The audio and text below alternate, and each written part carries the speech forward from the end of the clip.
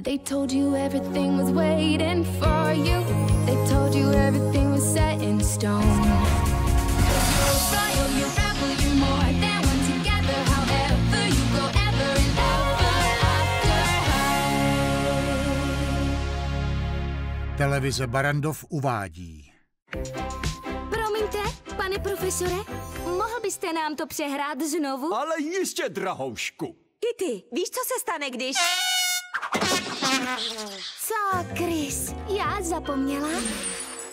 Raven, nechť se dostaví do kabinetu baby Jagy. Já? Ano, vy. Madam Jago, děje se... Tak já.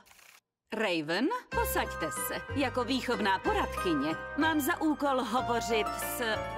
narušenými studenty. Co? Nejsem narušená. Musíme vás vrátit na správnou cestu. Na špatnou cestu. Vysvětlí vám to, přátelé. Raven, jsi miláček, ale třeba tuhle nedávno si mi vylila nemizící inkoust na novou plesovou roubu. To byla ale nehoda. Bylo mi to moc líto a asi tak 100krát jsem se ti přece omluvila. Ty se nemáš za co omlouvat. Jsi zlá. Ale co, když nechci být? Brennan, vy tu máte poslouchat. Briar, chtěla byste pokračovat? Lidičky, na věžičku jsem instalovala plošinu na bungee jumping. Briar, hokus fokus. Medlin?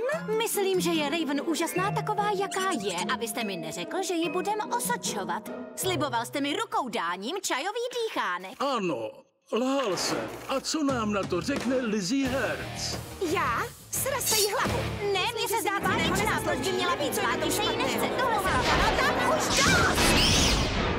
Tak tohle přesně očekáváme od zlé královny. Myslím, že jsme udělali velký pokrok. Ale jak se mám proměnit? Já nechci zůstat takhle!